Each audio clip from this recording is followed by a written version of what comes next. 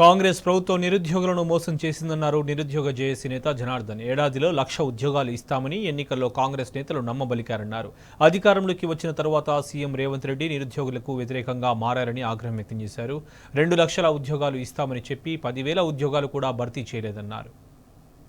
ఈరోజు నిరుద్యోగులం అనేటటువంటి వాళ్ళము ఇక్కడ ఒక చిన్న హైదరాబాద్లో కూడా ఇది ఎట్లా ఉందంటే ఒక మన పల్లెటూర్లలో ఉన్నటువంటి ఒక వదిలిపెట్టిన ఇల్లు ఉన్నట్టు ఇడిచేసిన కొంపలో దిక్కులేని వాళ్ళు ఉన్నట్టు వచ్చి ఇక్కడ ప్రెస్ మీట్ పెట్టుకుంటాం. ఎందుకు పెట్టుకుంటున్నాం అంటే మెయిన్ రోడ్డు మీద మేము చదువుకునే స్టడీ హాల్ల దగ్గర పెట్టుకుంటే అక్కడ పిల్లలు బైకులు అయ్యి ఉంటాయి కాబట్టి మీ వల్ల వీళ్ళకి న్యూసెన్స్ అవుతుంది రోడ్డు మీద అని చెప్పేసి మా మీద కేసులు పెట్టేసి కోర్టులలోకి పంపిస్తున్నారు. కోర్టుల చుట్టూ మేము తిరగాల్సిన పరిస్థితి. హైదరాబాద్లో మెట్రోపాలిటన్ సిటీలో కూడా ఇవాళ నిరుద్యోగులకు ఇంత దౌర్భాగ్యమైన పరిస్థితి. ఖచ్చితంగా తెలంగాణలో జరుగుతున్నటువంటి ఒక కుల వివక్షను బలోపేతం చేస్తున్నటువంటి ఒక కాంగ్రెస్ దుశ్చర్యలను మీరు పార్లమెంటులో ఎండగట్టాలి.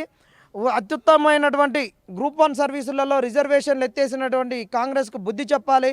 మీరు ఖచ్చితంగా ఈ కాంగ్రెస్ తీసుకొచ్చినటువంటి 29 జీవో మీద పార్లమెంటులో చర్చ జరిపి ఎస్సీ ఎస్టీ బీసీ మైనారిటీ వర్గాలకు న్యాయం జరిగేటట్లు కృషి చేయాలి.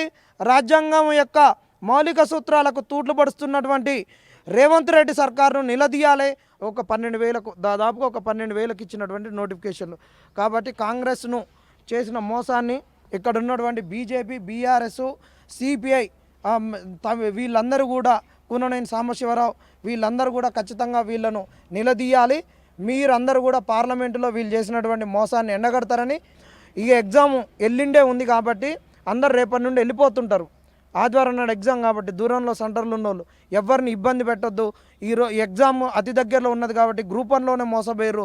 ఒక్క నిమిషం కూడా ఇంపార్టెంటే కాబట్టి ఇబ్బంది పెట్టొద్దని ఇక్కడ అందరూ గుమ్ము కూడితే వీళ్ళని కేసులు పెట్టి గ్రూప్ 2 కూడా రానియకుండా చేస్తారనే ఉద్దేశంతో తప్పించుకొని మేము ఇక్కడ పెడుతున్నాము. ఇంత దాష్టికానికి ప్రెస్ మీట్ కూడా పెట్టనియేటటువంటి ఈ కాంగ్రెస్ రాజ్యాంగాన్ని ఏ విధంగా కాపాడుతుందో పార్లమెంటులో మిమ్మల్ని నిలదీయాలని